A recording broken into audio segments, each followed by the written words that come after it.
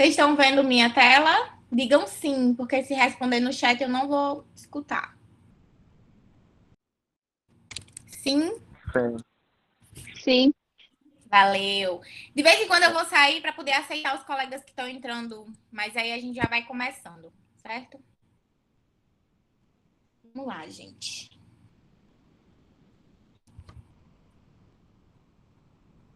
Ó. Então vamos lá. O que seria química orgânica? Do que é que trata a química orgânica? Então, assim, a química orgânica, ela se dedica ao estudo dos compostos do carbono. Então, todos aqueles compostos que possuem uma cadeia carbônica, ele pode ser chamado, englobado como um composto orgânico, certo? Todas as propriedades desses compostos que possuem essa cadeia carbônica e são incluídos na química orgânica, eles possuem propriedades que eles compartilham em comum, tanto propriedades físicas, como a composição, reações que eles participam e a sua síntese. O carbono é o elemento que forma 4 ligações químicas estáveis. Eu não sei se vocês lembram isso da química, mas a gente vai ver um pouquinho mais sobre isso mais na frente. Ele consegue formar até 4 ligações químicas com outros compostos. E é devido a essa sua propriedade que ele consegue formar grandes cadeias carbônicas. Mas antes da gente estudar mais sobre o carbono em si, já que a química orgânica é a química dos compostos do carbono, vamos entender um pouquinho como é que foi essa história da química, como tudo surgiu, como foi dividida a química em química inorgânica e química orgânica, como foi que começou a se fuar todo aí, né? Vamos ver um pouquinho, um breve histórico de como tudo isso aconteceu. Então, assim, o objetivo do estudo inicial, que dividiu a química orgânica da inorgânica, ela foi proposta no ano de 1777 por esse carinha que vocês estão vendo aqui do lado, chamado de Olaf Bergman. Ele dividiu a química orgânica e inorgânica e definiu a química orgânica como a química voltada ao estudo dos compostos extraídos de organismos vivos. Então, eles achavam na época, lá, né, nesse ano de 1777, que compostos orgânicos só podiam ser extraídos de algum organismo vivo. Não tinha como você extrair um composto orgânico de algo que fosse inanimado. Tinha que ser um ser vivo para poder lhe fornecer um composto orgânico. E aí, esse cara, né, o Bergman, ele disse que a química deveria ser dividida em 2 porções. Aquela dos organismos vivos, né, extraídos a partir de organismos vivos, por isso seria a orgânica, e a dos organismos não vivos, que seria a inorgânica. Lavoisier, esse outro cara aqui, na mesma época, né, cerca de 1777, ele complementou esse conceito do Bergman, né? Ele disse que além de ser extraído de organismos vivos, a química orgânica ela estudava apenas compostos que eram que possuíam em sua estrutura o carbono, tá? Em 1807, esse outro cara do nome esquisito aqui, Berzelius, ele falou que complementou ainda mais esse estudo, né? E eles, toda essa época, durante todo esse período, desde 1777 até 1807, eles acreditavam que realmente para você ter algo orgânico, para você extrair um composto orgânico, tinha que ser de algo vivo. E aí o Berzelius, ele deu o nome a isso como a força da teoria vital. Você só conseguiria ter algo orgânico se fosse extraído a partir de algo vivo. E eles acreditavam nisso porque, na época, eles só conseguiam extrair algum composto se fosse de algo que fosse de um organismo vivo, certo? Por exemplo, eles só conseguiam extrair a amônia da urina, ou seja, veio de seres vivos. O leite, compostos do leite orgânicos, da vaca que veio do leite. Então, para eles, sempre tinha que ter um organismo vivo para poder lhe fornecer um composto orgânico. Então, Berzelius, em 1807, esse cara estranho aí, ele lançou, né, a teoria, a força da teoria vital, onde todos os compostos orgânicos, eles só poderiam ser extraídos de algo que tivesse vida. Precisaria dessa força maior, essa força vital à vida, para que esses compostos fossem sintetizados. E ele considerava, todos eles consideravam impossível a síntese artificial desses compostos, certo?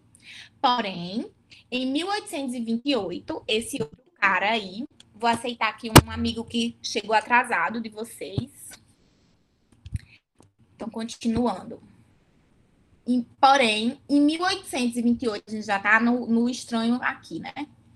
Em 1828, esse outro cara esquisito aí, né, chamado Frederick Wöhler, discípulo desse Berzelius, ou seja, ele era um estudante desse outro cientista na época. Ele produziu a ureia, um composto existente na urina animal, só que a partir do cianato de amônio, esse outro composto, que era inorgânico. Ou seja, ele quebrou a teoria do cientista que era o orientador dele, digamos assim. Por quê? Porque ele conseguiu extrair a partir de um composto inorgânico, certo? Um composto orgânico. Então, eles já não poderiam mais dizer que a química orgânica era a química apenas dos compostos que só poderia ser extraída a partir de seres vivos, né? Já quebrou isso daí.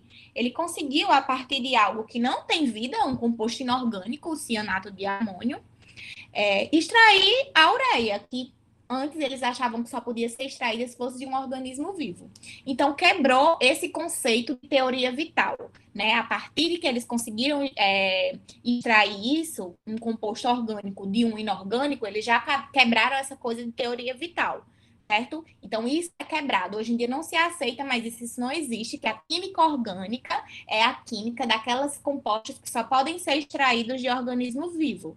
Hoje em dia já se sabe que isso não é mais verdade, graças ao estudo desse Wöhler em 1828. Ah, isso que é bom dar um tempinho.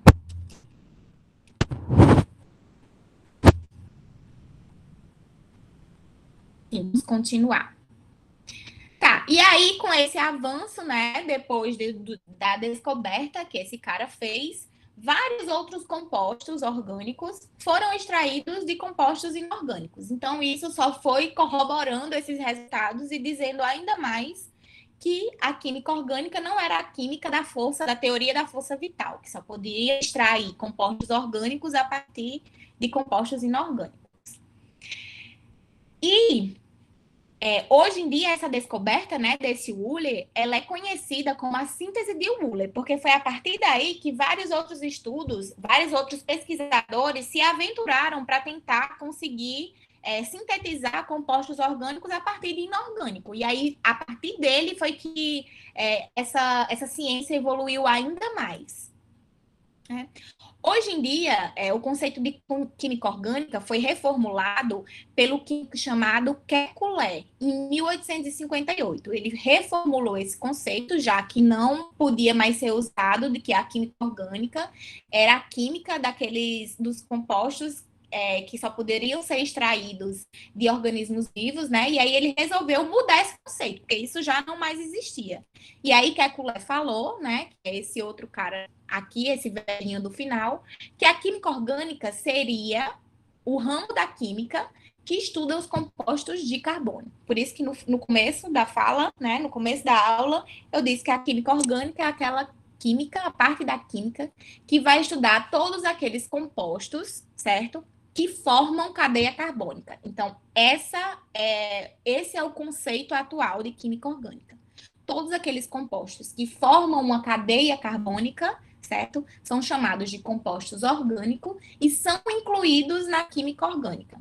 Já todo o restante, que não se enquadra nesse conceito, são chamados de inorgânicos. Então, os compostos que possuem carbono na sua estrutura. Então, como eu estou dizendo, existem aqueles compostos que possuem essa cadeia carbônica e são incluídos na química orgânica. Porém, existem outros compostos que possuem carbono, mas não a cadeia carbônica, e não são considerados compostos orgânicos. Eu vou citar o exemplo e rapidinho vocês vão pegar qual seria a grande diferença entre um que tem uma cadeia de carbono e outro que não tem. E que nome a gente dá para esses compostos? que tem o carbono em sua estrutura, mas não é uma cadeia, e não são considerados compostos orgânicos. Eles são chamados de compostos de transição. Como, por exemplo, nós temos vários, né? Por exemplo, o monóxido de carbono, o carbono grafite e o diamante, eles possuem carbono em sua composição, mas não é uma cadeia de carbonos, como vocês vão ver ao longo de toda a disciplina. Quando você tem um composto que é orgânico, ele possui carbono em sua estrutura, mas é uma cadeia carbônica, e não um carbono isolado, como, por exemplo, no caso desses exemplos que eu estou citando aqui. Outro exemplo de um composto de transição, que não é um composto orgânico, é o monóxido de carbono, que é o que a gente libera quando respira, o dióxido de carbono, o ácido carbônico, o HCN, que é um ácido cianídrico, enfim, esses compostos que possuem um carbono em sua estrutura, mas não é uma cadeia carbônica. Então, é fácil de identificar esses compostos de transição, porque são aqueles compostos que possuem um carbono, mas não formam uma cadeia de carbono, certo? São compostos isolados, como esses vários exemplos que eu citei aqui, né? Monóxido de carbono, dióxido de carbono, que é o CO2, ou até mesmo o bicarbonato de sódio, que é esse último exemplo aqui. Gente, tá indo muito rápido, até agora tá dando para entender. Qualquer coisa é só interromper, tá? Só um breve histórico, só para a gente ir introduzindo a disciplina aos poucos, para vocês irem entendendo do que é constituída a química orgânica. Tá dando certo? Tá indo. Tô falando muito rápido.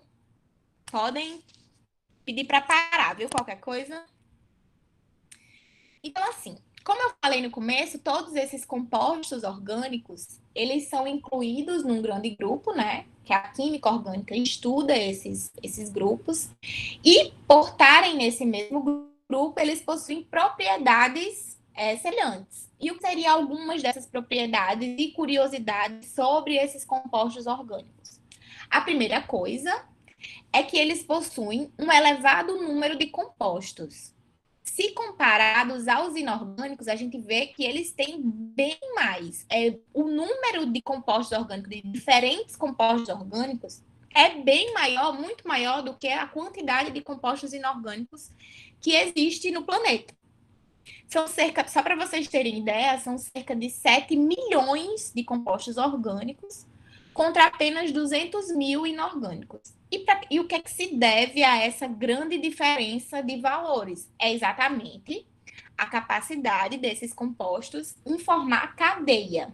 O principal elemento dos compostos orgânicos, como a gente viu, não é o carbono, e uma das propriedades do carbono é exatamente a sua capacidade de formar grandes cadeias. Então, se ele tem capacidade de se ligar a vários outros elementos, isso dá uma vasta possibilidade para ele de formar diferentes substâncias. Então, essa capacidade que ele tem de se ligar a vários diferentes elementos aumenta a sua probabilidade de formar novas substâncias. E por isso se tem muito mais compostos orgânicos do que inorgânicos. E isso mostra a importância da química orgânica, um ramo da química que vai estudar essa grande vasta de elementos que possui nesse grupo de compostos orgânicos. Além disso, entre eles, predominam ligações covalentes, porque o carbono, como é o principal elemento, ele faz principalmente ligações covalentes, certo? Apresentam geralmente baixa solubilidade diante os agentes energéticos, como, por exemplo, baixa estabilidade, como temperatura, pressão, ácido concentrado. O que isso quer dizer? Que eles não são muito estáveis com a mudança desses quesitos, como, por exemplo, a mudança de temperatura brusca. Eles não são muito estáveis, eles rapidinho perdem o seu formato, perdem a sua cadeia e, consequentemente, sua função. Então, eles não são muito estáveis a esses agentes energéticos, como pressão, temperatura, enfim. Professora Lídia, Oi. boa noite, a senhora me ouve? Sim, ó, muito bem.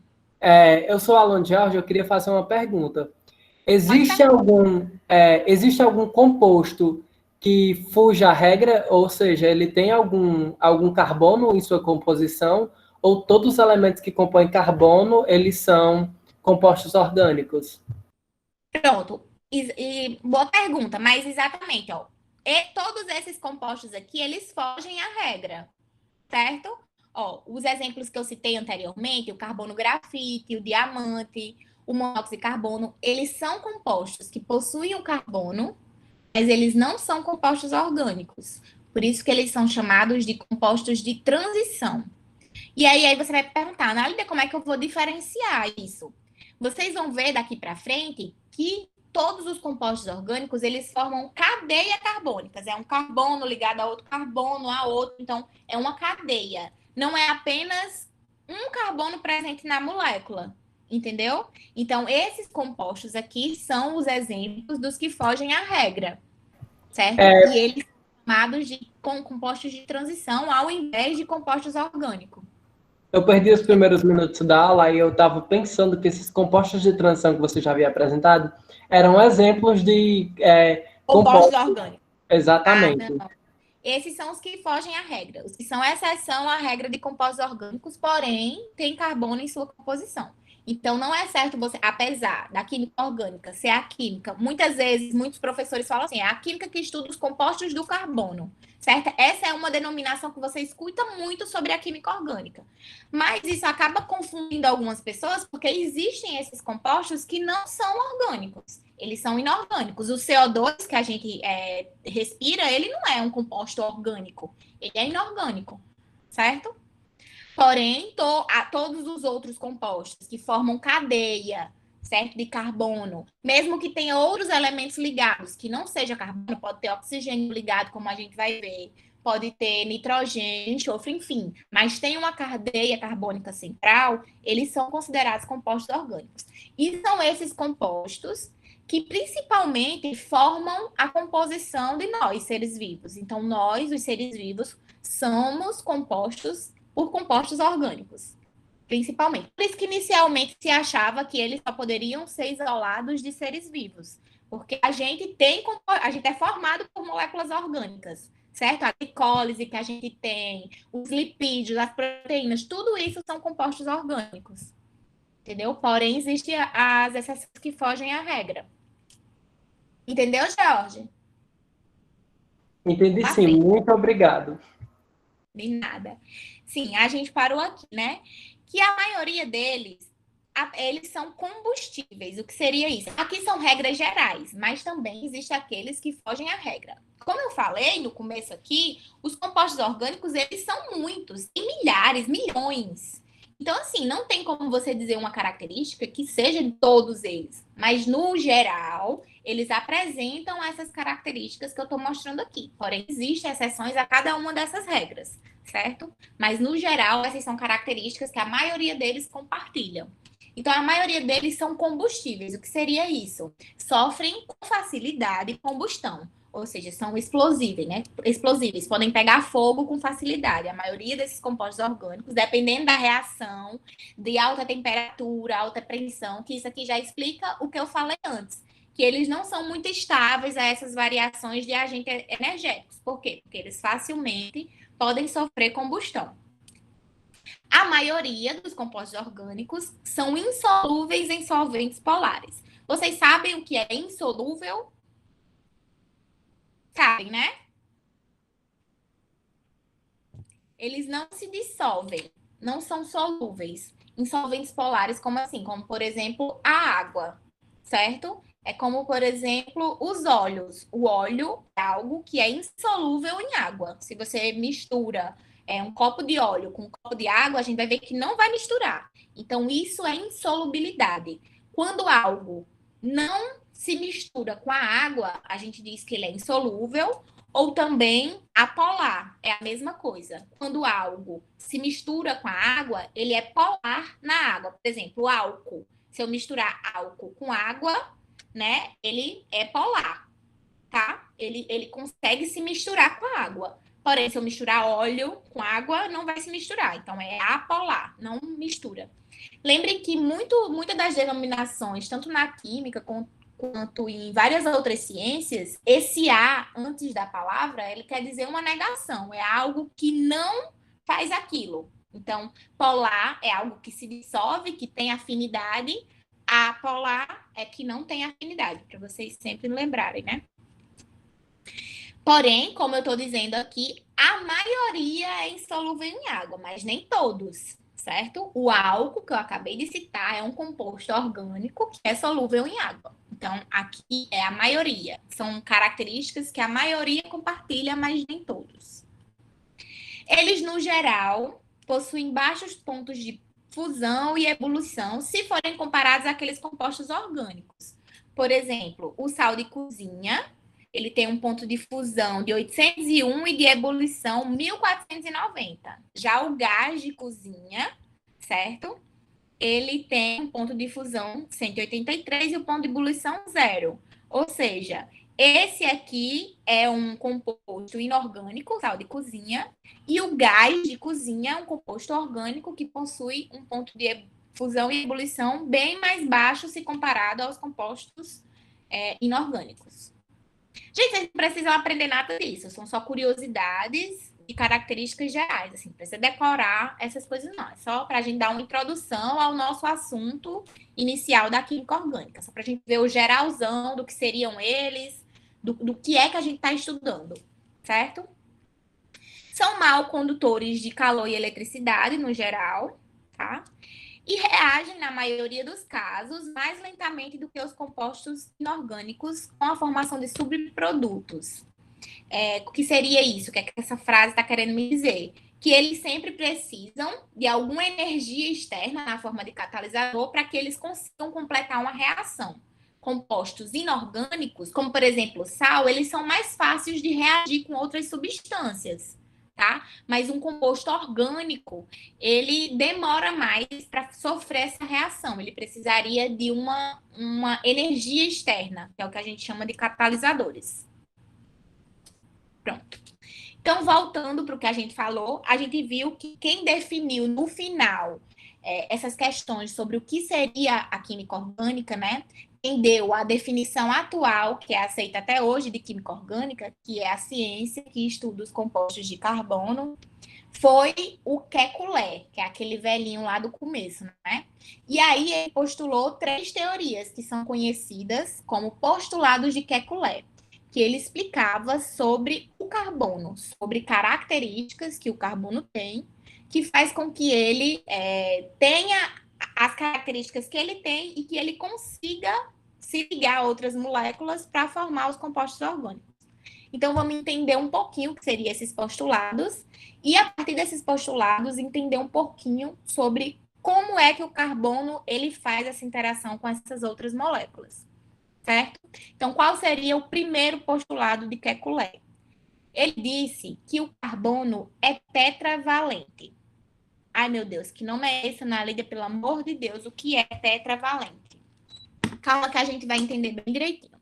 Gente, vocês lembram quando vocês pagaram química no ensino das ciências biológicas, que existe aquela parte lá que a gente faz a distribuição dos elétrons do átomo de carbono? Vocês lembram desse assunto ou não? Estão totalmente perdidos, estou falando grego.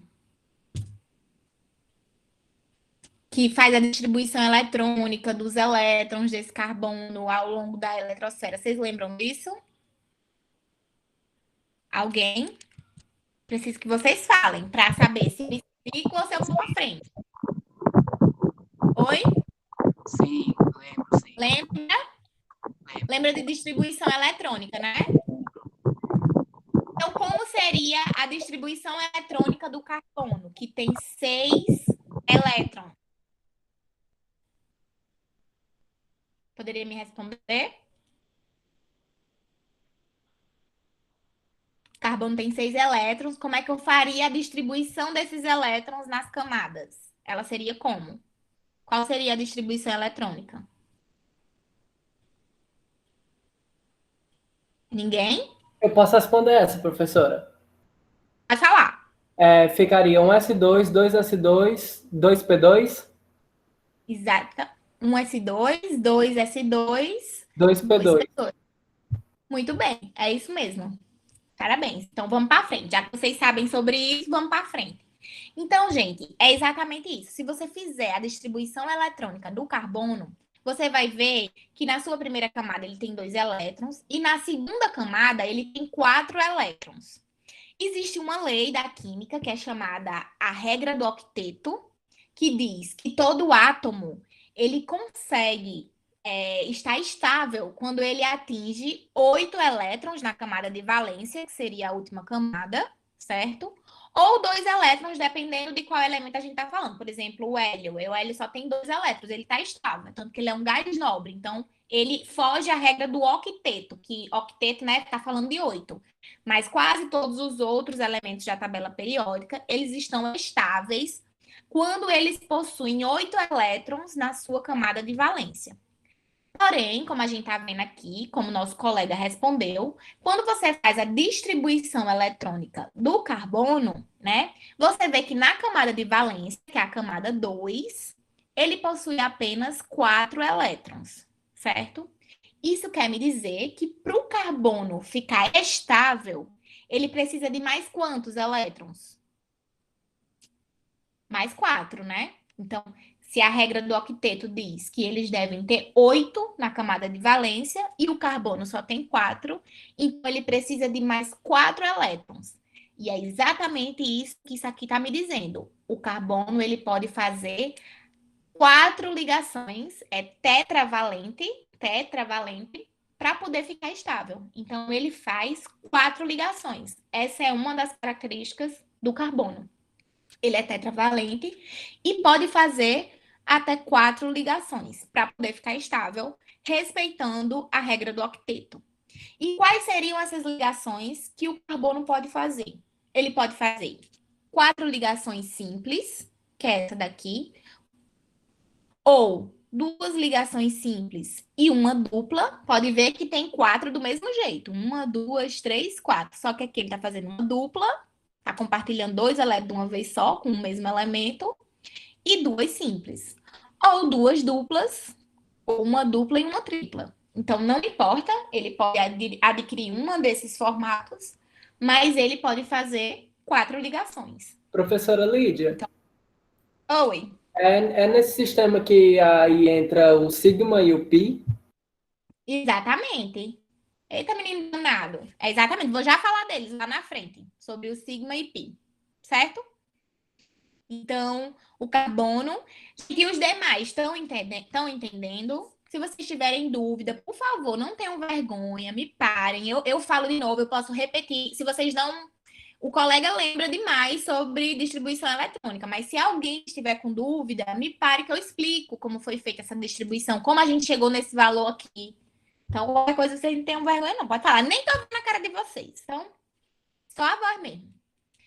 Ok, vamos para frente, então. Esse é o primeiro postulado de Kekulé, que é esse doidinho que organizou melhor a química orgânica, né? Disse que a química orgânica era a química que estuda os compostos de carbono, e ele postulou 3 coisas sobre o carbono, 3 características fundamentais do carbono que fazem com que ele consiga fazer essas ligações formando os compostos orgânicos. A primeira delas seria que ele é tetravalente, ou seja, que ele pode fazer 4 ligações, que são essas, pode ser qualquer uma desses tipos aqui. O segundo postulado é que as 4 ligações simples, se elas forem simples, elas são iguais entre si.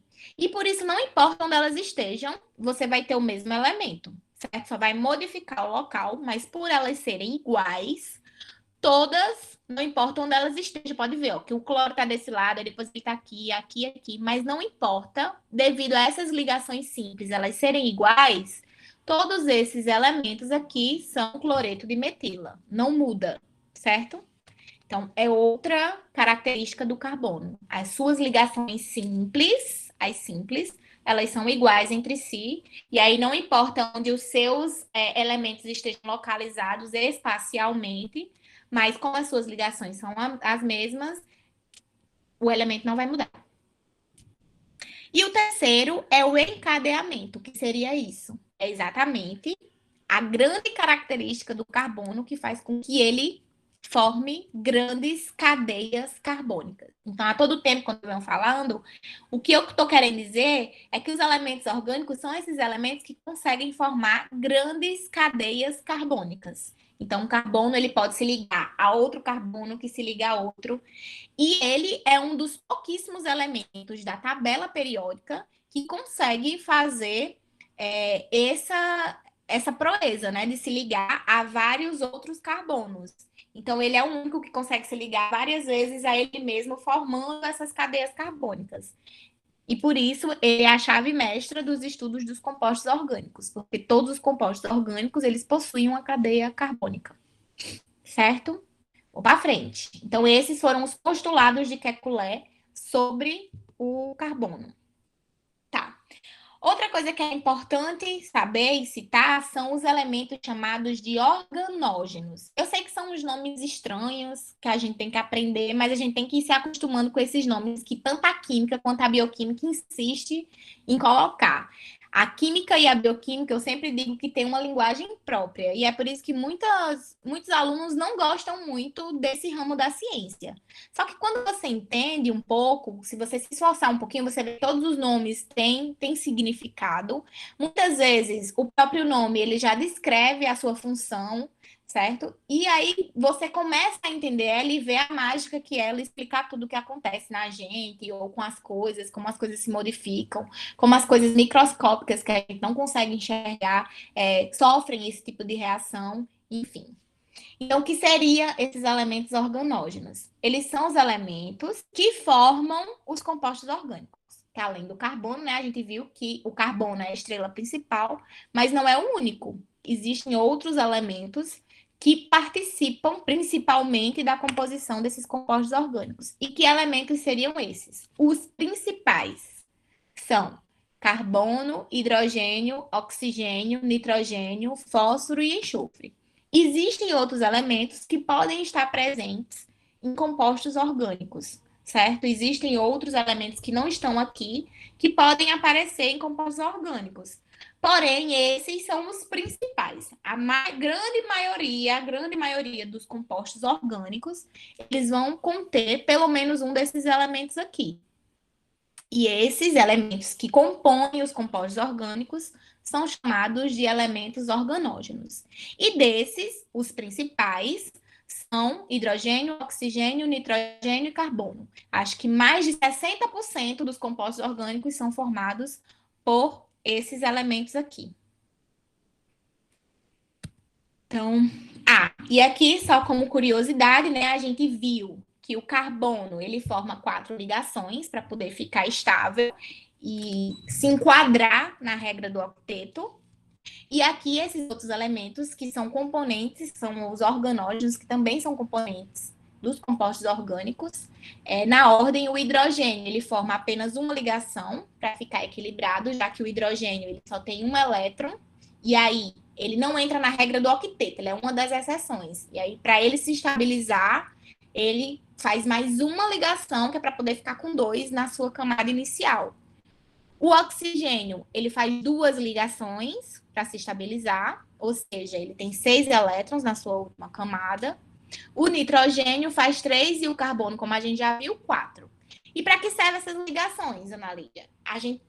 Os elementos eles só podem se ligar respeitando, certo? Essa quantidade de elétrons que ele tem na última camada e respeitando essa intenção de atingir a regra do octeto. Então, é a partir disso que se montam as moléculas. Como assim? Eu não falei que o carbono faz 4 ligações?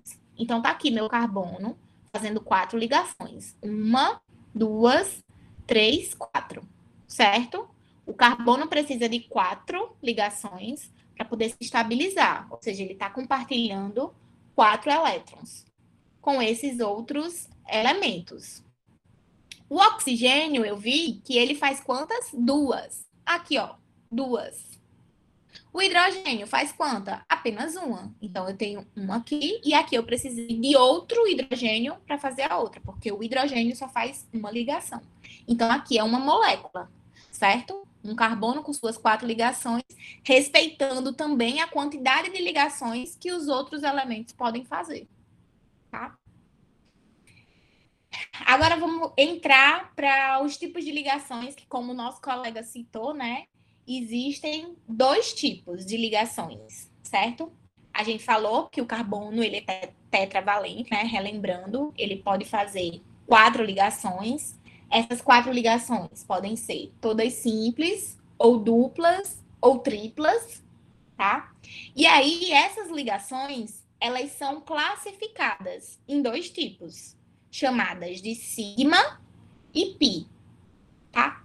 Tem um nome difícil, mas não é difícil isso. O que é que isso quer dizer? Toda ligação simples, ela é chamada de sigma, tá? E na ligação, a partir das duplas, a primeira ligação é simples, sigma, é chamada de sigma, perdão, e as outras, as demais, são chamadas de pi. Calma que vocês vão entender. Então, vamos relembrar aqui. Aqui eu tenho 4 ligações simples. Aqui eu tenho 2 simples e uma dupla. Aqui eu tenho 2 duplas e aqui eu tenho uma simples e uma tripla. Então, o que eu estou dizendo? Que todas as ligações simples, elas são classificadas de sigma, certo? Que é esse símbolo aqui. Então, essas 4 ligações aqui seriam sigma, tá? Quando eu tenho uma ligação dupla, a primeira, ela vai ser sigma e a segunda vai ser pi. Não importa qual é a que você quer chamar de primeira e de segunda. Só lembre que uma vai ser sigma e as demais vão ser pi. Então, essa, por exemplo, seria sigma e a outra pi, ou vice-versa. Se eu quisesse ter colocado essa sigma e essa pi, não importa. Não importa onde eu vou escolher colocar o meu pi. Eu sei que uma é sigma e a outra é pi. E se ela for tripla, a ligação, uma vai ser sigma também e as demais pi. Então, vamos classificar aqui esses para ver se a gente entendeu isso que eu estou querendo dizer. Eu tenho aqui as 4 ligações, certo? Nesse caso aqui, como todas são simples, todas vão ser do tipo sigma. Então, eu tenho 4 ligações sigmas. Aqui, nesse outro carbono, eu tenho 2 ligações simples e uma dupla. Foi o que eu acabei de dizer. Toda ligação simples, ela é chamada de sigma, né? Então, a gente já bota logo. Tem ligação simples ali, ela é sigma. E a dupla? Na dupla, uma vai ser sigma e a outra vai ser pi. Se for uma tripla, uma vai ser sigma e o restante pi. Então, vamos colocar uma sigma e uma pi. Tem importância qual é a sigma e qual é a pi? Não, não importa. Eu podia ter botado a pi aqui em cima e a sigma aqui embaixo. Nesse outro aqui, quem poderia me dizer? Aqui seria o quê? Participem comigo. Eu tô achando que vocês estão dormindo. Essa aqui seria o quê? Gente. Ninguém vai falar. Tá bom, vou para frente. Então, aqui eu tenho 2 ligações duplas. Como eu falei, né? Quando eu tenho ligações duplas, uma é sigma e a outra é pi. Não importa onde eu colocar o meu pi, mas uma sempre vai ser sigma e a outra pi. Do mesmo jeito aqui desse lado. Modifiquei o local só para dizer que eu não estou botando sempre o sigma em cima. Aqui nesse outro, eu tenho uma ligação simples e uma tripla. O que é que isso significa? Na minha simples, eu chamo ela de sigma. E na minha tripla, uma vai ser sigma e o restante vai ser pi. Não importa qual é pi e qual é sigma, mas uma é sigma e as outras são pi. A sigma poderia ser a do meio, essa pi e essa pi, não importa. Então, isso são tipos de ligações. Sempre que eu tiver ligações simples, elas são chamadas de ligações sigma, certo? Se eu tiver uma dupla, eu tenho uma ligação sigma e outra pi. Se eu tenho uma tripla, eu tenho uma ligação sigma e 2 pi. Entendido isso aqui? Vou para frente. Outra característica do átomo de carbono, como ele é capaz de se ligar a outras moléculas, como ele é tetravalente e pode fazer até 4 ligações, ele pode adquirir geometrias diferentes, certo? Vocês também já viram esse assunto na química antes, só que vocês viram de uma forma geral, que geometria que as moléculas elas poderiam adquirir através de ligações intermoleculares, certo? Que seriam ligações intermoleculares, ligações dentro da molécula. Uma molécula poderia se ligar a outra e formar e adquirir uma geometria molecular. O que seria isso? A gente vai relembrar, só que agora usando como exemplo o carbono. O carbono é tetravalente e pode fazer até 4 ligações, né? A gente viu isso. Então, assim, quando eu tenho uma molécula de carbono que só tem ligação simples, que geometria essa molécula iria adquirir? Então, aqui está a minha molécula de carbono, certo? Ligada a 4 ligações simples, ó. 1, 2, 3, 4. Ligados a 4 moléculas de hidrogênio. Por quê? O hidrogênio ele só consegue fazer uma ligação, como a gente viu lá. Então, para completar essa molécula, que o carbono precisa fazer mais 4, eu precisaria de 4 moléculas de hidrogênio. Isso aqui é uma forma que os cientistas, os químicos usam para tentar demonstrar, é um desenho para tentar demonstrar para você como seria essa molécula. É uma forma da gente tentar demonstrar para vocês como é essa molécula. Só que essa molécula não é bem dessa forma. Por quê? Porque essa molécula está num espaço tridimensional, certo? Então, ela não está dessa forma. Os hidrogênios, eles não estão no plano, como a gente desenha num caderno. Só que não tem como a gente desenhar para vocês em 3D para estar tentando demonstrar como é que está espacialmente organizada essa molécula. Eu sei que é complicado imaginar isso, mas a gente sempre tem que imaginar que as moléculas elas não estão num caderno, elas estão no meio, elas estão num espaço tridimensional, assim como a gente. A gente, se você for me desenhar, se você mostrar uma foto minha, eu sou plana, mas eu, na verdade, sou 3D, é que nem as moléculas. Então, é por isso que a gente fala sobre geometria molecular, porque ela tem um formato quando ela está no universo, certo? Aqui, sem ser num papel, sem ser num plano. Então, é sobre essa geometria, é sobre como essa molécula é encontrada que a gente está conversando agora. Como é que essa molécula, na verdade, está. Então, se fosse essa molécula aqui, CH4, né? Que é um carbono formando 4 ligações simples com hidrogênio. Então, o tipo de geometria que essa molécula iria formar é uma geometria conhecida como tetraédrica. O que seria isso? Ela faria essa figura aqui que é chamada de tetraédrica, certo? Ou seja, é como se meu carbono tivesse aqui no centro e aqui eu tenho as 4 nuvens eletrônicas dos meus hidrogênios, certo? Por quê? Porque todos eles são átomos que possuem elétrons que estão sendo compartilhados. E a gente sabe que os elétrons, eles têm carga, certo?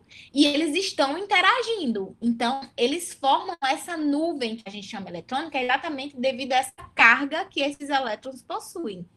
Então, essas moléculas, elas estão dispostas num plano dessa forma. Se eu tenho um carbono com 4 ligações simples, essa molécula, qualquer uma que seja, podia ser outros elementos aqui, se o carbono está com 4 ligações simples, a molécula ela vai adquirir essa geometria no espaço, certo? Que é a que a gente chama de tetraédrica, que forma um ângulo entre um e outro de 109 graus e 28 minutos. Então, como é que a gente poderia demonstrar no caderno, num papel, sem precisar desenhar em 3D, como a gente poderia demonstrar como é que está no espaço essa molécula? Porque aqui se eu mostrar apenas essa figura aqui para vocês, vocês estão vendo as ligações simples que ele está formando, só que parece tudo igual. Parece que a molécula está lá, plana. E como eu estou dizendo, não. Ela está disposta no espaço. Então, ela tem as suas ligações e ela adquire essa geometria. Mas como é que eu poderia demonstrar isso? Por exemplo, outra molécula aqui, só que com 4 ligações simples, que seria o carbono ligado a um hidrogênio e 3 cloros, tá? Essa molécula aqui iria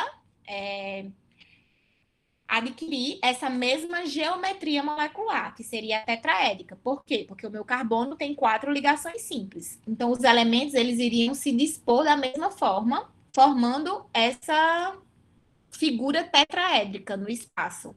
E como eu poderia demonstrar de uma forma mais simples? Quando a gente vê esse tipo de ligação pintada assim, está tentando lhe passar que esse cloro ele está para fora do papel, como se ele estivesse projetando na sua frente, porque a molécula estaria assim. É como se esse cloro estivesse para frente, esse aqui pontilhado atrás, esse aqui no papel, no plano, e esse aqui no plano. Então, é como se esse e esse estivesse no plano, esse fosse uma molécula para frente, como se ela tivesse 3D saindo para a sua frente, e essa aqui para trás. Então, toda vez que vocês virem algum tipo de ligação dessa forma, o desenho está querendo lhe mostrar isso, está querendo lhe mostrar que a geometria da molécula, se tivesse no espaço, ela está adotando esse tipo de característica, entendeu? Não apenas dessa forma aqui, que estaria tudo como se fosse reto no papel.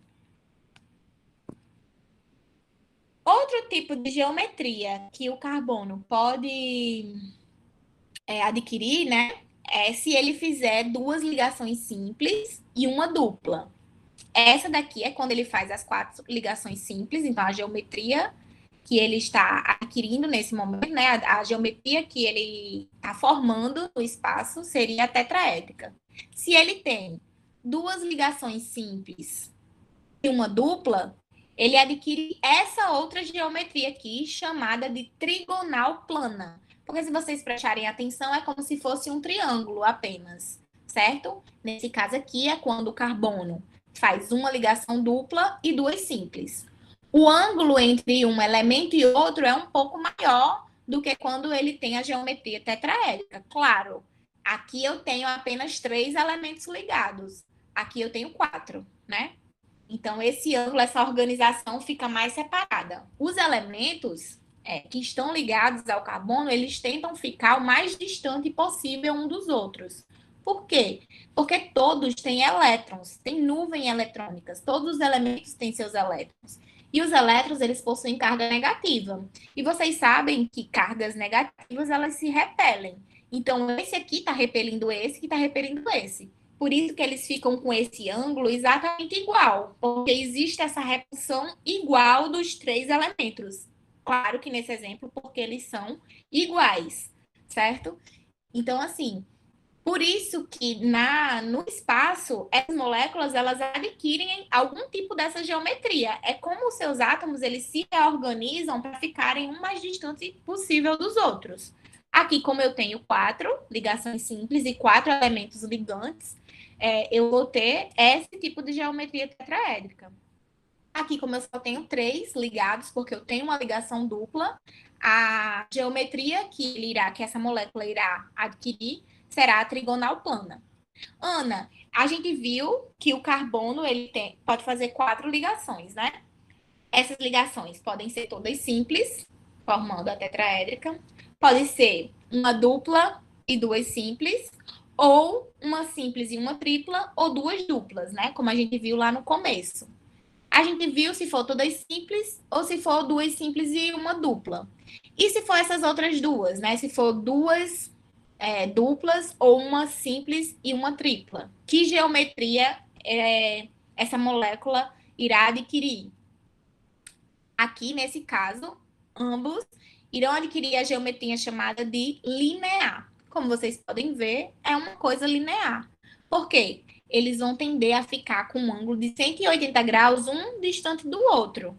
Como eu falei, os elementos, eles tendem a ficar o mais distante possível um do outro, certo? Exatamente por causa da sua nuvem de elétrons, que vai repelir o outro elemento. Então, como aqui eu só tenho 2, o mais distante que eu posso ficar é exatamente nessa distância. Então, não importa se eu tenho 2 duplas ou uma simples e uma tripla. Vão ficar com essa mesma geometria linear. Então, os 3 tipos de geometria que o carbono, que moléculas ligadas ao carbono, podem adquirir são essas. Ou a tetraédrica, se forem todas as ligações simples, ou a trigonal plana, se eu tiver 2 ligações simples e uma dupla, certo?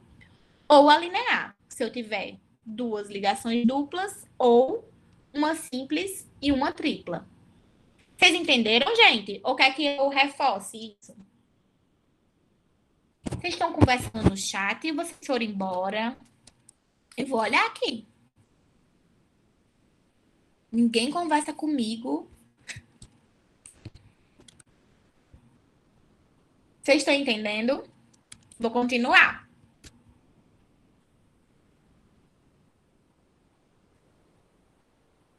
Então, vamos para frente. Professora Lídia, Oi. só para dar uma reforçada no que você acabou de dizer, é importante salientar que quando é uma ligação dupla, uma ligação tripla, a cadeia ela é mais forte de ser quebrada, é mais difícil de ser quebrada. Mas quando é apenas ligações simples, a cadeia ela fica maior.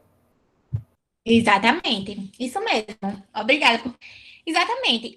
E isso é simples de você entender. Aqui a gente está tendo uma ligação forte entre dois elementos que estão compartilhando seus elétrons para se estabilizar. Todo tipo de organismo na Terra tende a querer se estabilizar, ficar estável. Não é diferente com as moléculas, certo? Então, as moléculas, elas tendem a se unir, elas formam moléculas, um átomo se junta com o outro e forma moléculas, por quê? Para se estabilizar, ambos querem se estabilizar. O oxigênio está atrás dos elétrons do carbono para se estabilizar e o carbono está atrás dos elétrons do oxigênio para ficar estável. Por quê? Eles precisam atingir a regra do octeto, que requer que eles, para ficarem estáveis, tenham 8 ligações, 8 elétrons na camada de valência, perdão. Então, aqui, ele fez uma ligação que é bem forte, porque eles querem ficar estáveis. E aqui, outra ligação. Então, vocês imaginem, quebrar uma ligação dessa é mais simples. Mas quebrar duas é bem mais forte. E uma tripla, ainda mais forte. Entendeu? Então, foi isso que É George, né? Foi o George que falou? Pois sim, professor, tinha dado a saída. Tá bom. Então, vamos lá. Além disso, né, de tudo isso que a gente viu agora, dos tipos de ligações, de que geometria o carbono. Gente, isso é mais. Eu tô passando um pouco rápido, tá parecendo rápido esse assunto, mas isso, na verdade, é uma revisão das coisas que vocês já viram na química. Vocês podem relembrar que tudo isso aqui já foi visto na química. Só que eu não podia chegar aqui com um assunto de química orgânica já falando sobre hidrocarbonetos, enfim, todas as funções orgânicas, sem antes dar uma breve revisão de todas as características que os carbonos possuem, que é o que faz com que eles se liguem a outras moléculas para formar essa rede de compostos orgânicos que a gente vai estudar daqui para frente. Então, assim, por isso que está parecendo rápido e muita coisa. Mas, na verdade, é meio que uma revisão, certo? Então, assim, relembrando, né? Recapitulando. O carbono é tetravalente, ele faz 4 ligações. Essas ligações, elas podem ser todas simples. Quando são todas simples, elas podem ser classificadas como sigma. Essas ligações podem ser uma dupla e 2 simples, ou uma tripla e uma simples, ou 2 duplas, mas vai ter as 4 ligações. Se eu tenho uma ligação dupla, essas ligações, elas podem ser classificadas, não, são classificadas. Uma vai ser sigma e a outra pi. Se for tripla, uma sigma e as demais pi, certo? Isso são características das ligações desses carbonos.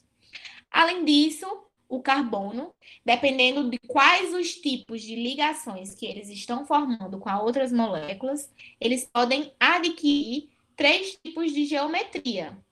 Ou a trigonal plana, quando ele está fazendo 4 ligações simples, ou a tetraédrica, quando ele faz 2 ligações simples e uma dupla, ou a geometria linear, quando ele faz uma ligação simples e uma tripla, ou 2 ligações duplas. Também com relação ao carbono, a gente pode classificar esses carbonos, certo? Que seriam essas classificações desses carbonos? O carbono ele pode ser classificado em carbono chamado de nulário. O que seria isso? Lá vem ela com esses nomes esquisitos, né? Mas vocês vão compreender. O que seria um carbono nulário? Seria um carbono que não está ligado a mais nenhum outro carbono. Ele está ligado a outros elementos que não um carbono. Então, de acordo com a cadeia carbônica, a gente vai classificar os carbonos. Por exemplo, esse carbono aqui, ele é chamado de nulário, porque ele está ligado a 4 hidrogênios. Não tem outro carbono, esse carbono não está ligado a mais nenhum outro carbono. Por exemplo, o metano é um exemplo de uma molécula que tem um carbono nulário. Outras classificações. E aí, agora a gente vai para as demais classificações, que aí vocês vão entender bem o que é que eu estou querendo dizer. Tá. Um carbono que não está ligado a nenhum outro carbono, a gente chama de nulário. Um carbono que está ligado a apenas mais um carbono, ele é chamado de primário. Se ele está ligado a 2 carbonos, ele é chamado de secundário. Se está ligado a 3, terciário. E se está ligado a 4, quaternário. E acabou, porque ele só faz 4 ligações, então ele só pode estar ligado no máximo a mais 4 carbonos. Concordam? Tá, vamos ver como exemplo o que seria cada um desses. O nulário não está ligado a nenhum outro carbono. O primário, ele está ligado apenas a mais um carbono, que seria esses vermelhinhos aqui, ó. Se você ver esse aqui, vamos pegar esse aqui, por exemplo. O carbono está ligado a 3 moléculas de hidrogênio e apenas a mais um carbono. Então, ele é o quê? Primário. Por quê? Porque o carbono está ligado a apenas mais um carbono. Esse também é primário, podem ver, ó. Ele está ligado a apenas esse outro carbono. Esse também é primário, está ligado a esse carbono. Esse também é primário e esse também é primário, tá? Se ele estiver ligado a 2 outros carbonos, a gente chama ele de secundário. Como, por exemplo, qual, Ana Lídia? Esse aqui. Esse carbono está ligado a esse, que está ligado a esse. E a 2 outras moléculas de hidrogênio. Mas o que interessa para mim são os carbonos. A gente tem que olhar quantos carbonos ele está ligado. Então, ele está ligado a 2. Então, ele é secundário. Já esse daqui, ele está ligado a 3. 1, 2, 3. Então, ele é terciário, certo? E esse amarelinho aqui, ele está ligado a 4 outros carbonos. 1, 2, 3, 4. Então, ele é quaternário. Então, essa é uma das classificações dos carbonos. Nulário, se ele não está ligado a nenhum outro carbono. Primário, se ele está ligado a mais um carbono. Secundário a 2, terciário a 3 e quaternário a 4. Certo? Então, todos esses vermelhinhos seriam primários. Esse aqui seria um exemplo de secundário. O verdinho aqui seria um terciário e o amarelo, o quaternário. Gente, vocês entenderam essa revisão até aqui? Tá tudo ok? Vamos passar para as funções orgânicas. Vamos começar, de fato, a nossa disciplina, as nossas funções orgânicas, o que seriam essas classificações desses compostos carbônicos. Vou para frente, viu? Vocês não estão me interrompendo, não estão dando nada. Então, vamos lá. O que seriam funções químicas? A gente viu, no geral, que a química orgânica é a química que estuda os compostos do carbono, né? Vimos o breve histórico da química e vimos algumas características que o carbono possui que faz com que ele consiga se ligar a outras moléculas e formar essas cadeias. Vimos como podemos classificar esses carbonos, né? Dependendo de quantas ligações ele faça. Vimos qual geometria essas moléculas elas poderiam adquirir. E, de acordo com a ligação com outros carbonos, que classificação cada um desses carbonos tem. Porém, a gente viu no começo que não é só a cadeia carbônica é a principal. O elemento-chave dos compostos orgânicos são os carbonos. Porém, eles não são os únicos. A gente viu que existem aqueles elementos organógenos, que são os elementos que compõem os compostos orgânicos, não sendo apenas os carbonos. Tem hidrogênio, tem oxigênio, tem nitrogênio, enfim. Outros elementos podem compor os compostos orgânicos. Dependendo de como essa cadeia carbônica se liga a esses outros elementos, a cadeia carbônica é uma coisa comum a todos, certo? Porém, existem esses outros elementos que podem estar ligados a essa cadeia carbônica. Então, dependendo desses elementos que estejam ligados a essa cadeia carbônica, a gente pode diferenciar várias funções químicas dentre esses compostos orgânicos. E tem muitas, que é o que a gente vai estudar daqui para frente. Quais seriam essas funções químicas e como elas são divididas. Mas, no geral, o que seriam funções químicas? O que seriam isso? Então, funções químicas é o conjunto de compostos que apresentam propriedades químicas semelhantes. Ou seja, o que enquadra ele numa determinada função química são algumas propriedades que eles possuem em comum, certo? Então, se eu tenho algo em comum com fulano, a gente vai estar junto na mesma função química. E a gente vai ver quais seriam essas propriedades e quais seriam essas funções. Pelo menos as principais delas, né? Quais seriam as classificações para essas funções químicas? Elas podem ser simples. Quando seriam simples? Quando o composto, certo? Possui só um grupo funcional na molécula. O que seria grupo funcional? Eu vou utilizar essa palavra daqui para frente e a gente vai descrever o que seria ela. A gente falou que o que os compostos orgânicos têm em comum é aquela cadeia de carbonos, não é isso? Então, aquele elemento que está ligado, que é diferente dessa cadeia de carbono, é o que a gente chama de grupo funcional, que é o que é diferente na cadeia. O resto é tudo igual. Uma cadeia de carbono e hidrogênio, e aí vai ter um composto lá que é diferente. Como, por exemplo, essa molécula aqui. Eu tenho uma cadeia de carbono e hidrogênio.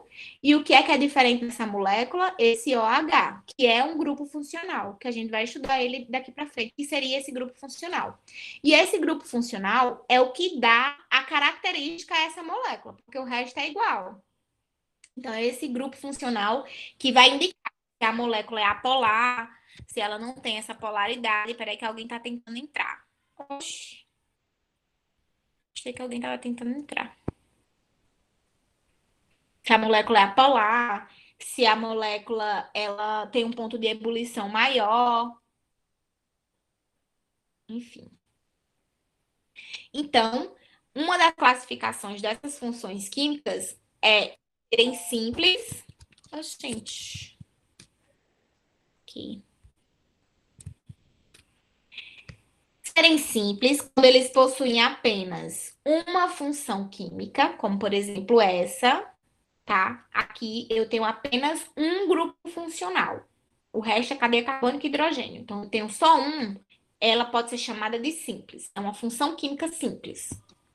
Eu posso ter uma função múltipla quando o composto, a molécula, ela apresenta dois ou mais grupos funcionais iguais na molécula. Como, por exemplo, aqui eu tenho minha cadeia carbônica e dois grupos funcionais iguais, que são hidroxilas. Então, são iguais. Eu posso chamar essa função química de múltipla, quando o grupo funcional é igual. E mista, quando o composto apresenta dois ou mais grupos funcionais, mas que são diferentes na sua molécula, como por exemplo essa daqui. Aqui a gente vê vários grupos funcionais, ó, oxigênio, hidroxila, um cloro ligado, NH2. Então, esses grupos funcionais diferentes classifica essa minha função química como mista. Se eu tenho só um grupo funcional, ela é simples. Se eu tenho mais de um igual, ela é múltipla. Se eu tenho mais de um diferente, ela é mista, tá? Então, vamos para a nossa, já definimos o que seriam essas funções químicas, vamos para a nossa primeira função química que a gente vai começar a estudar, né? Que são chamados de hidrocarbonetos. O que são hidrocarbonetos? Hidrocarbonetos nada mais são do que substâncias orgânicas que contêm em sua composição, na sua cadeia, apenas átomos de carbono e hidrogênio. Como o próprio nome já diz, né? Eu tenho hidrogênio e carbonos na sua composição. Então, esses compostos que são formados por uma cadeia carbônica que tem apenas carbono e hidrogênio na sua composição, eles são classificados como a função química de hidrocarbonetos, tá? Porque só tem carbono e hidrogênio. Como, por exemplo, esse aqui. Eu só tenho carbono e hidrogênio.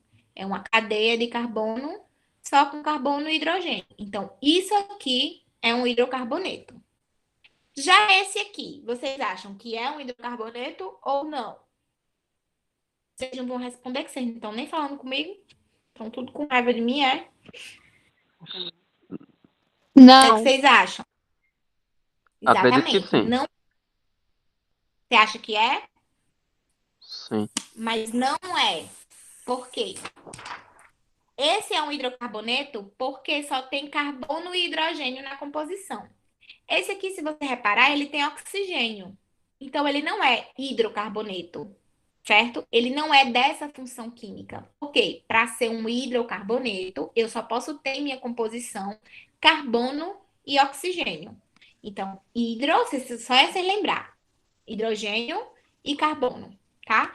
Oxigênio, ele já vai para outra função química. Ele é um composto orgânico, mas não hidrocarboneto. Ele vai participar de outra função química que a gente vai ver lá na frente, tá? Então, para vocês lembrarem dessa função química, é só lembrar. Hidrocarboneto só tem sua composição na cadeia, só tem carbono e hidrogênio. Se aparecer outra coisa ali, já não é mais hidrocarboneto.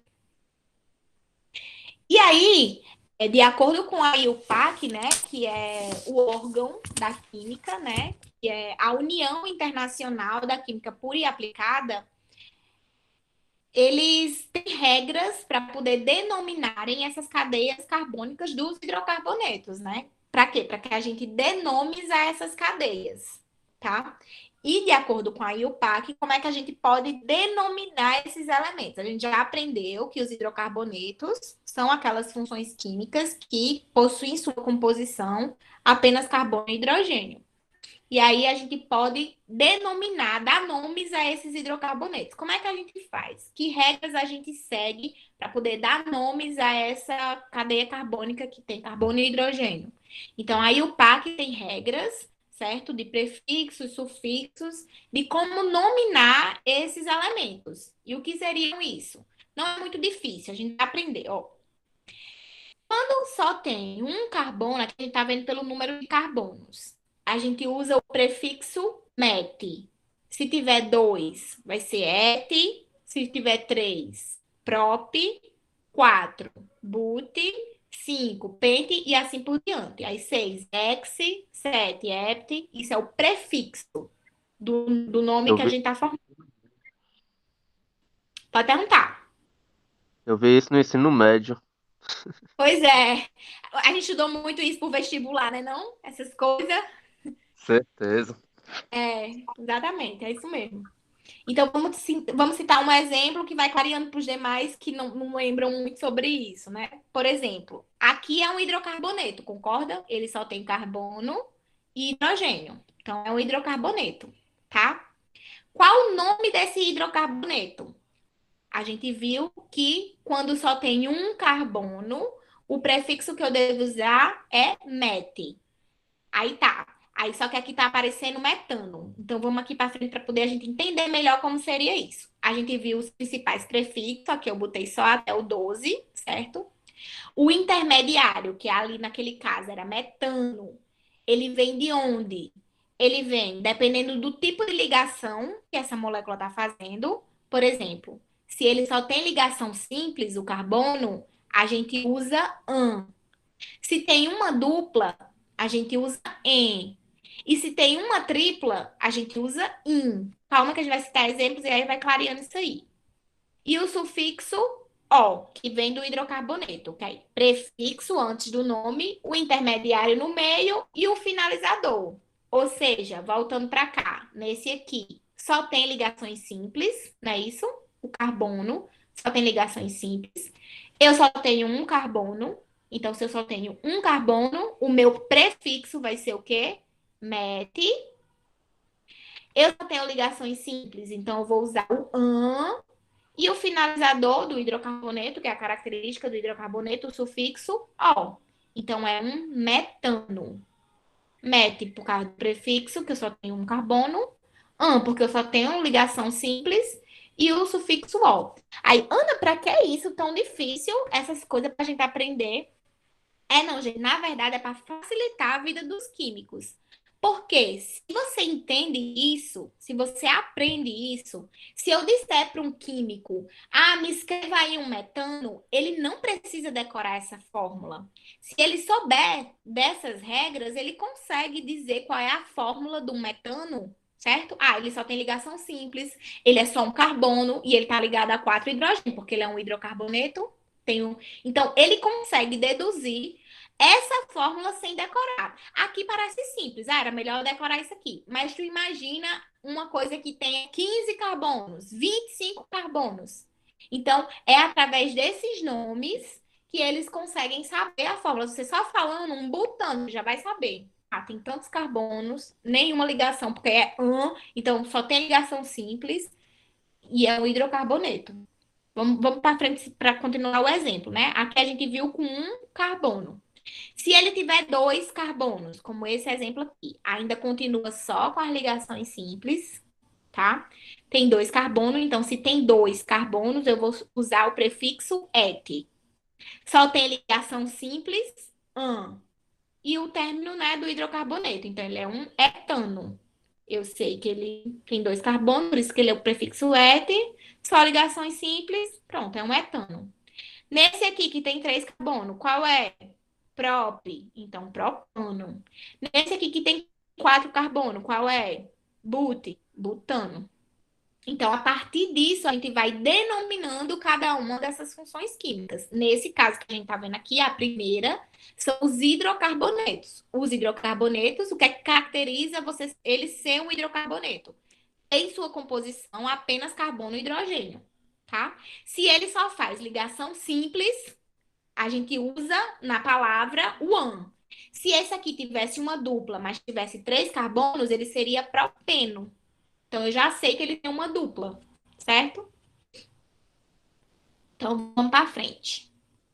Além disso, esses hidrocarbonetos, como a gente viu o exemplo anterior, eles podem ser classificados em 2 tipos. Eles podem ter a cadeia aberta, que é esses exemplos que a gente viu aqui, ó, todos eles estão com a cadeia aberta, ou eles podem fechar essa cadeia. Podem ter uma cadeia cíclica, fechada. E aí, nesse caso, o nome é quase a mesma coisa.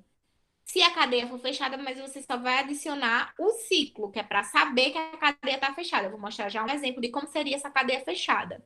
Então, na cadeia fechada, ele seria um ciclo alcano, se só tem ligação simples, ou um ciclo alceno, se tem alguma ligação dupla. Como assim? Vamos ver esses exemplos. Por exemplo, eu tenho aqui, ali a gente tinha só as cadeinhas abertas, né?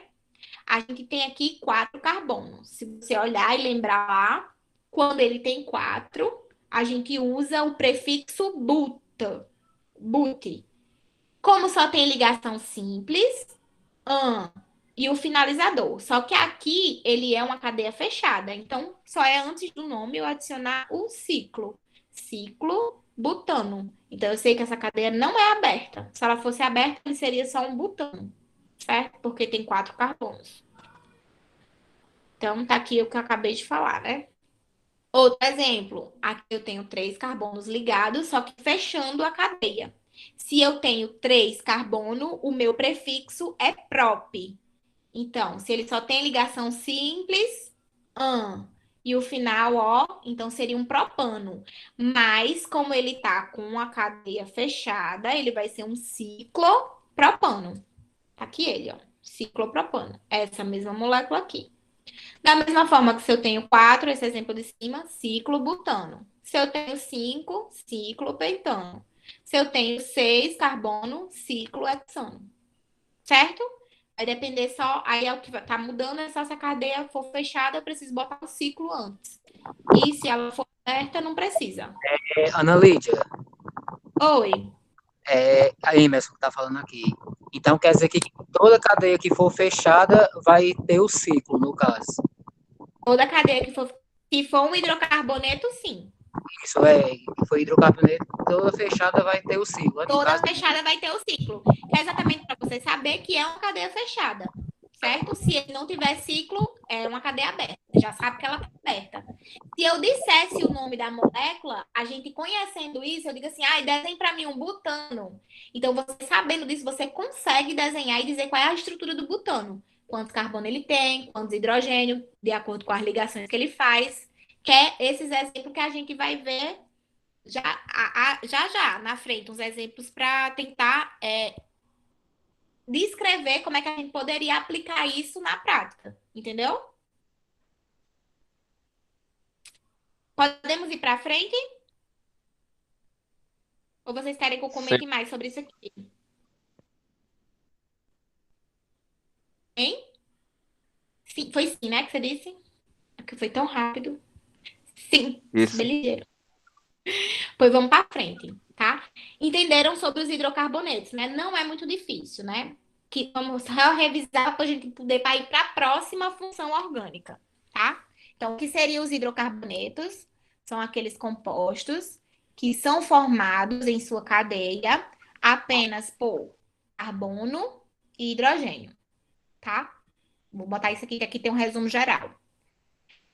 Esses hidrocarbonetos possuem apenas carbono e hidrogênio. Se tiver qualquer outro elemento nessa cadeia, ele já não é mais essa função orgânica. Não é um hidrocarboneto.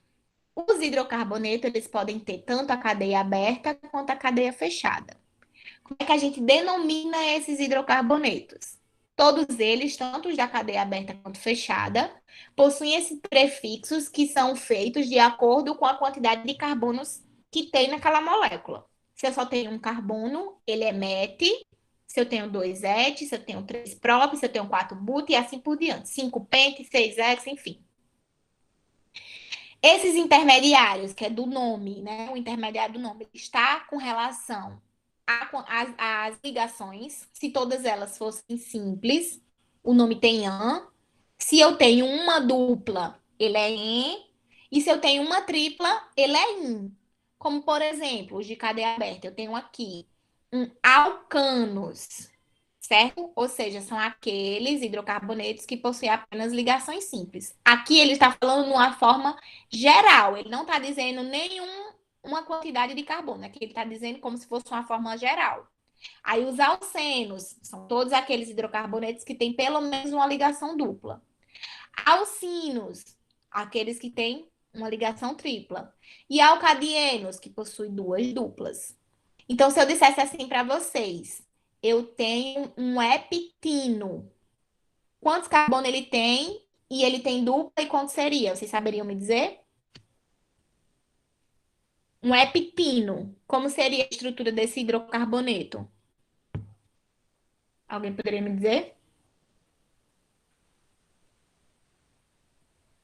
Hein, gente?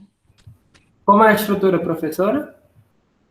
Eu vou botar aqui na lousa para vocês dizerem. Eu quero que vocês me digam como seria a estrutura desse hidrocarboneto aqui, ó. Heptino.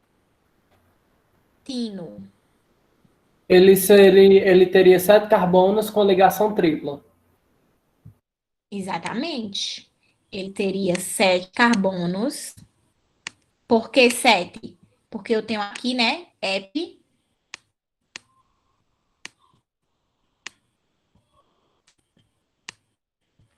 Tem 6, né? 7 carbonos. Aí imagina que tá tudo ligado a hidrogênio, porque se eu for fazer, dá 10 horas e eu não termino. E ele tem uma tripla ligação, certo? Que vai ser, eu botei aqui nesse primeiro carbono. Por que eu botei, escolhi nesse primeiro carbono? Porque quando no nome não tem indicando onde está essa ligação, a gente diz, se supõe que ela esteja no primeiro carbono. Porque, por exemplo, se essa tripla ligação, ao invés daqui, deixa eu apagar, fosse aqui,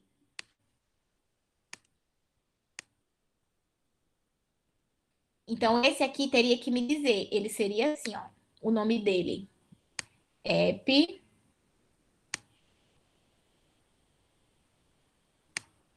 EP 3 hino. Tá linda a minha letra. É horrível escrever nesse bicho. Porque ele tá me dizendo que no terceiro carbono ele tem uma tripla. Mas quando eu não tenho identificando isso, significa que é o primeiro.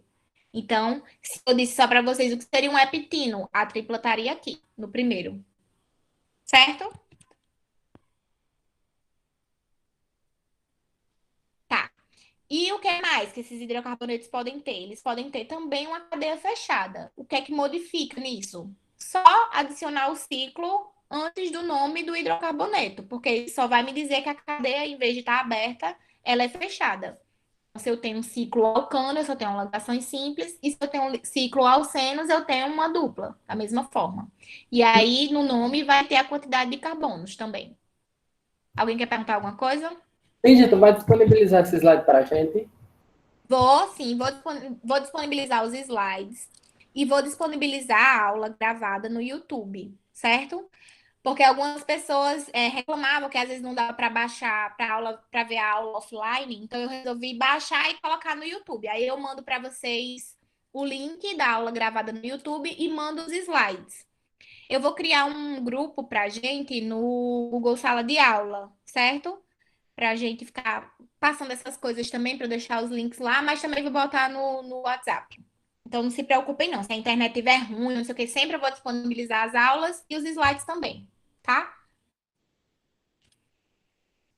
Então bora para frente. Vamos ver mais uma função orgânica hoje, que seria agora as funções, vamos entrar noutra classe de funções orgânicas, que essas são chamadas funções orgânicas oxigenadas. Como o próprio nome já diz, são aquelas funções que possuem oxigênio além de carbono e hidrogênio em sua composição. A gente acabou de ver uma função orgânica agora, que só tem em sua composição apenas carbono e hidrogênio. Agora a gente vai entrar numa classe de que, além de carbono e hidrogênio, a gente tem o oxigênio.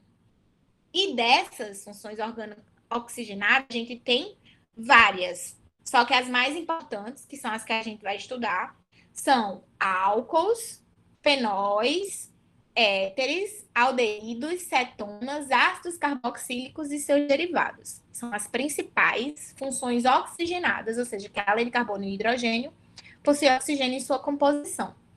Por que é tão importante estudar essas funções orgânicas, como, por exemplo, essas oxigenadas? Essas funções oxigenadas são os principais componentes de compostos biológicos. Então, os nossos compostos biológicos, como, por exemplo, o açúcar, que é um dos nossos principais fornecedores de energia para o nosso metabolismo energético, como, por exemplo, a glicose, ele possui uma função oxigenada. O amido, que é o principal carboidrato de reserva dos vegetais, a glicerina, o colesterol, ou seja, muitos dos compostos de importância biológica, eles são funções orgânicas oxigenadas. Então, é importante a gente entender essas estruturas, essas moléculas, até para que quando vocês cheguem na cadeira de bioquímica, vocês já terem uma familiaridade com elas. Quando a gente falar, esse é um aldeído, é um ácido carboxílico, é uma cetona, esse carboidrato é uma cetona, da classe dos ácidos carboxílicos. Então, vocês vão lembrar que é uma função orgânica que a gente está falando. E não que o professor está falando grego lá. Que diabo é isso? Cetona que esse homem está falando. Então, na verdade, muitos compostos oxigenados, eles possuem essa grande importância biológica, e por isso que é tão importante a gente entender e estudar eles, tá? Então, como a gente falou, né, eles estão presentes tanto no açúcar comum, no amido de milho, por exemplo, a glicerina. Todos esses são exemplos de funções, de moléculas que são funções oxigenadas. Então, vamos ver a primeira dessas funções oxigenadas, né? Que seria a função química, função orgânica álcool. O que seria essa função orgânica? Os álcools são compostos orgânicos, assim como todos que a gente está vendo aqui, né? É química orgânica, que contém um ou mais grupos oxidrila, também chamado de hidroxila. Eu vou ficar chamando hidroxila que eu acho mais fácil, tá, gente? Tanto faz. Esse nome, oxidrila ou hidroxila, é a mesma coisa. É um oxigênio ligado a um hidrogênio. Então, os álcools, eles possuem um ou mais desses grupos aqui, ligados diretamente a átomos de carbono saturados. Alguém sabe me dizer o que seria saturado? Alguém?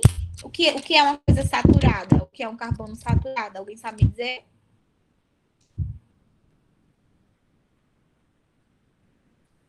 Não? Carbono saturado são aqueles carbonos que só fazem simples ligações, tá? Quando na cadeia carbônica eu tenho uma dupla ligação, a gente chama de insaturação. Então, um carbono, quando ele não tem nenhuma dupla ligação, a gente chama ele de saturado. Então, a característica do álcool é ter um ou mais grupo hidroxila ligado diretamente a átomos de carbonos saturados, ou seja, que só façam ligações simples, certo? Então, os exemplos do que seria álcool. Aqui eu tenho um radical hidroxila ligado a uma cadeia de carbono a um carbono com ligação simples. É um álcool. Aqui eu tenho duas. Eu disse que era uma ou mais, né? Então não importa quantas. Duas ligadas a carbonos saturados, álcool. Um hidroxila, aqui é fechada, é uma cadeia fechada, um ciclo, né? Mas são carbonos de ligações simples. E tem um hidroxila ligada diretamente a um carbono de ligação simples. É um álcool.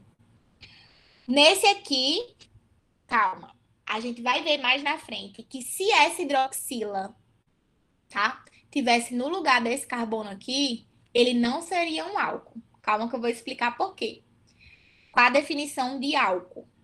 Eu tenho um ou mais radical hidroxila ligados diretamente a um átomo de carbono que só faça simples ligações, a um átomo de carbono saturado. Aqui tá ok, é um álcool. Minha hidroxila tá ligada a um carbono que só tem ligação simples. Só que se vocês olharem, aqui tem um anel benzeno. Toda vez que eu tenho essa bolinha aqui no meio, o que significa dizer é que eu tenho pulando aqui duplas ligações. É como se eu tivesse uma dupla aqui, aí pula essa, outra dupla aqui, pula essa, outra dupla ligação aqui. E essas duplas, elas ficam instáveis nesse anel, e por isso que elas ficam assim, como se elas estivessem interligadas, aí forma esse anel que a gente chama de benzeno. Então, quando você vê essa bolinha aqui dentro, significa que tem duplas ligações ali dentro. Ou seja, essa cadeia aqui, ela não é saturada, ela é insaturada. Existem duplas ligações. Veja que aqui tem a bolinha e aqui não tem. Então, aqui eu só tenho ligação simples. Mas nessa aqui dentro do anel, eu tenho ligações duplas. Aí você disse, sim, Analida, mas você não estava dizendo que só tem que ser os carbonos saturados ao que a hidroxila está ligado. A hidroxila está ligada a esse carbono. Ele só tem ligação simples, ele é só saturado. Agora, se a hidroxila, se não existisse essa aqui, se aqui fosse a hidroxila e tivesse ligada a esse anel, aí não seria um álcool, porque ele está ligado a carbono que está fazendo dupla ligação. Entenderam? Mas nesse caso desse exemplo, ele é um álcool. Então, a hidroxila é o grupo funcional dos álcools. Como eu falei, o que é grupo funcional? É aquilo que é diferente daquela cadeia carbônica. A cadeia carbônica, que eu tenho carbono e hidrogênio, é a minha cadeia, né, minha cadeia de carbonos. Eu tenho um grupo diferente ligado a ele, é o que a gente chama de grupo funcional. E o grupo funcional de todas as funções orgânicas é o que dão as características a elas. É ele que vai determinar a diferença entre uma molécula e outra. Então, no caso dos álcools, o grupo funcional, que é a hidroxila, é o responsável pelas propriedades químicas desses compostos. Tá? E por isso que os álcools, eles têm características, por exemplo, de serem solúveis em água. É graças às características dadas por essa hidroxila. Porque esse grupo OH, ele é capaz de reagir com as moléculas de água para formar água. Então, ele acaba sendo solúvel, certo? Porém, o campo... Oi. Não vai ter intervalo, não? A gente vai já acabar. Eu só finalizar o álcool e a gente já finaliza. Tá Certo? certo. Obrigado. Aí eu peguei direto sem um intervalo para a gente finalizar antes. E aí o resto a gente vê na próxima aula. Tá bom? Quando terminar essa função álcool, aí a gente finaliza essa aula. Vamos só finalizar aqui. Então, assim, como eu acabei de dizer para vocês, né? A gente tem que ter cuidado quando vai identificar o álcool, porque a gente tem a mania de, quando vê esse grupo aqui, hidroxila, já achar que aquela molécula é um álcool. Mas a gente tem que ver que ele tem que estar ligado diretamente a um carbono só com ligações simples, só um carbono saturado. Por exemplo, isso aqui não é um álcool. Essa hidroxila está ligada a um carbono que está fazendo uma dupla. Então, ele não é um álcool, tá? É outra coisa. Esse aqui, que seria aquele exemplo que eu disse, ó, a hidroxila, nesse caso, ela está ligada diretamente ao anel benzeno. Então, ela está ligada a carbonos que estão fazendo dupla ligações. Então, nesse caso, ela não é um álcool, ela é outra coisa, tá? Essa aqui é um álcool porque ele está ligado a um carbono que tem simples ligações. Qual seria a nomenclatura desses álcools? Como seria essa nomenclatura? Os prefixos são aqueles mesmo lá com relação à quantidade de carbonos, certo? Só que a gente vai ver agora a cadeia carbônica separando do grupo funcional. O grupo funcional, no caso dos álcools, é a hidroxila. Então, a nomenclatura de acordo com a IUPAC, tudo é de acordo com a IUPAC, né? Reserva para os álcools a terminação OL. Então, toda substância que tem terminação OL, lembra que o outro do hidrocarboneto era só O, né? No final, alcano, alcino. Então, esse aqui tem ol, tirada da própria palavra álcool, certo? A cadeia principal deve ser a mais longa, que contém o carbono ligado à hidroxila. Então, a gente sempre vai tentar ver o jeito de pegar mais carbonos. A cadeia principal de carbono é a mais longa possível. A numeração da cadeia, ou seja, dos carbonos, elas devem se iniciar sempre pela extremidade mais próxima à hidroxila, ao grupo funcional. E, por fim, o nome do álcool será o hidrocarboneto correspondente à cadeia principal, trocando-se a letra O final por O. A letra O lá do hidrocarboneto por O. Vamos ver um exemplo que a gente vai entender. Por exemplo, esse aqui. Eu só tenho um carbono, né? Aqui é o grupo funcional, tá? Minha hidroxila. Meu grupo hidroxila está ligado a um carbono que só tem ligação simples, é um álcool. Eu tenho como é que eu vou dar um nome a isso aqui? Eu só tenho um carbono, então o meu prefixo é met, lembra? Só tem ligações simples. E no lugar de ser,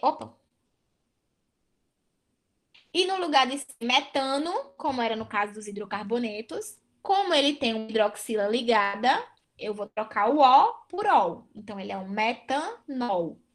Por que aqui eu não botei número? Eu só tenho um carbono, não importa, ele vai ser sempre o primeiro ligado à hidroxila. Então, não precisa de número aí, né? Esse aqui, eu tenho 2 carbonos, certo? Se eu fosse numerar essa cadeia, esse seria o carbono 1, que é o mais próximo à hidroxila, e esse o carbono 2, tá? Então, como é que seria esse nome? Por eles terem 2 carbonos, o meu prefixo é et, só tem ligações simples, e devido à sua função álcool, ol, etanol, tá? Aí vamos nomear esse outro, certo? Vamos ver qual seria o nome desse aqui. Tem uma hidroxila ligada a uma cadeia carbônica só com ligação simples, é um álcool. Como seria o nome desse? Alguém saberia me dizer? Me ajudem, tá acabando. Vai. Alguém saberia dizer o nome desse?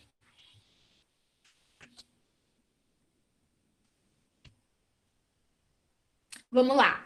Ei, Fábio, você ia falar. Eu ia dizer butanol. Butanol. A única diferença é que faltou você falar esse grupinho aqui, ó. Que tá pendurado. Que você precisa dizer que tem ele na molécula. Vamos ver como é que ficaria? Mas é quase isso. Então, vamos lá. Aqui a gente nomeou, tá aqui a hidroxila. De acordo com a minha denominação, eu vi que a cadeia carbônica eu numero, o primeiro carbono vai ser o mais próximo à hidroxila, só que a cadeia mais longa perto da hidroxila. Então, a cadeia longa seria essa, né? Então, aqui, 1, 2, 3 carbonos. Então, se ele tem 3 carbonos, na verdade, ele não é butan, ele é prop, certo? Porque aqui não é minha cadeia carbônica. Aqui é como se fosse um grupo ligado à cadeia carbônica. Tá? Como assim? Aqui é como se fosse um grupo metano, porque só tem um, ligado à minha cadeia carbônica. A minha cadeia carbônica é essa aqui. Ou poderia ser essa aqui, daria na mesma coisa, como vocês vão ver.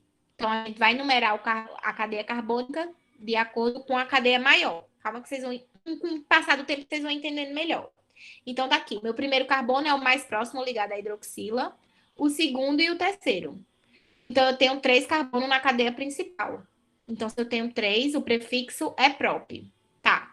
Mas eu preciso dizer que grupo é esse que está pendurado aqui. Então, eu tenho que dizer onde ele está localizado. Ele está localizado no meu carbono 2. Então, no carbono 2, eu tenho um grupo metil. Só tem um carbono nesse grupo. Então, 2-metil. Como tem 3 carbonos na cadeia principal, propan, só ligações simples. Ol. Esse 1 aqui apareceu, mas não precisa, porque esse 1 quer dizer onde a hidroxila está ligada. Só que quando está no carbono 1, não precisa você colocar. Então, podia ser 2-metil propanol. Só que aí o PAC coloca como só para dizer assim, tá vendo? Não tá dizendo? Então, esse aqui seria isso. 2-metil propanol. Nesse mesmo raciocínio, como seria essa? Primeiro, a gente tem que ver onde está localizada a cadeia principal, tá? Tem que ser a maior cadeia e deve se iniciar pela extremidade mais próxima ao oxigênio. Tá? Qual seria a maior cadeia carbônica? Então, seria essa aqui. E qual seria o carbono que está mais próximo à hidroxila? Esse aqui. Então, esse aqui, então, a minha cadeia maior de carbonos, a que pega mais carbonos, é essa aqui. Então, eu tenho 1, 2, 3, 4, 5 carbonos, certo? Qual é o que está ligado à hidroxila? O carbono 2. Então, nesse caso, é obrigatório eu dizer a sua localização, ao contrário desse. Porque nesse aqui, se eu não colocasse o 1, a gente já saberia que ele estaria no carbono 1. Mas nesse caso aqui, ele está no outro carbono, está no 2. Então, eu preciso dizer. Então, como ficaria o nome dele? Também tem um radical pendurado. Então, primeiro eu vou dizer o radical. 4-metil pentan 2-ol, porque significa que o meu grupo funcional, a minha hidroxila, está ligada no carbono 2. Então, eu preciso dizer onde é que ela está localizada para poder, quando alguém me falar, eu saber. 4 está dizendo a localização do meu grupo que está pendurado, que seria que grupo? Metil. Por quê? Porque eu tenho um carbono aqui só. Se tivesse 2 pendurado aqui, seria etil. E assim por diante. Pentan, porque tem 5 carbonos, 2-ol. E aqui em cima só está mostrando essa forma errada, por quê? Porque a gente tem que tentar numerar a cadeia carbônica de forma que pegue logo o grupo hidroxila. Tentar pegar a maior cadeia carbônica, mas que os carbonos onde o grupo hidroxila esteja ligado sejam de menor número possível. Se eu começasse a numerar por aqui, o grupo que tem a minha hidroxila, ela seria o carbono 4 ao invés de 2. Então, seria a forma errada. A forma correta é a forma com que eu pegue a minha hidroxila o mais breve possível. Pega a maior cadeia carbônica, a primeira regra, mas que a hidroxila ela esteja o mais próximo possível, nos primeiros carbonos possível que eu possa incluir ela. Entenderam isso? Da mesma forma que os hidrocarbonetos, eu tenho a mesma regra para os álcools, se o grupo for fechado, se a cadeia for fechada. Se a cadeia for fechada, eu só vou adicionar o nome, o ciclo antes. Vai levar a mesma regra, a mesma coisa, mas antes do nome eu vou ter o ciclo, certo? Então, vamos ver alguns exemplos. Gente, vocês já estão um pouco cansados, né? Quem estão mais nem interagindo comigo, não interagiram muito desde o começo. Vocês estão aí ainda? Sim. Vocês querem perguntar alguma coisa até aqui? Tô falando muito rápido, tá indo muito rápido. Vocês estão entendendo mesmo? Cadê o resto que não tá participando? Só tem homem nessa turma, eu não escutei a voz de uma menina ainda. Cadê vocês? Vocês têm alguma dúvida? Tá dando para entender? Tá dando para acompanhar? Seriam essas ligações? Como que a gente faz essa distribuição? O que é um hidrocarboneto? Alguém poderia me responder? Emanuela, o que é um hidrocarboneto?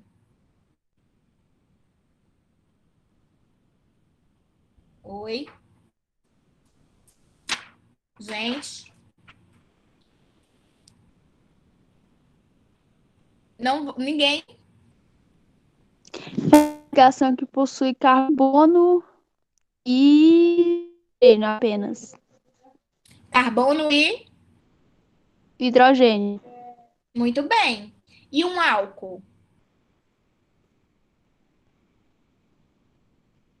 É isso mesmo. Hidrocarbonetos são aqueles que possuem em sua cadeia apenas carbonos e hidrogênios. E o álcool, a função química álcool. Qual seria a diferença?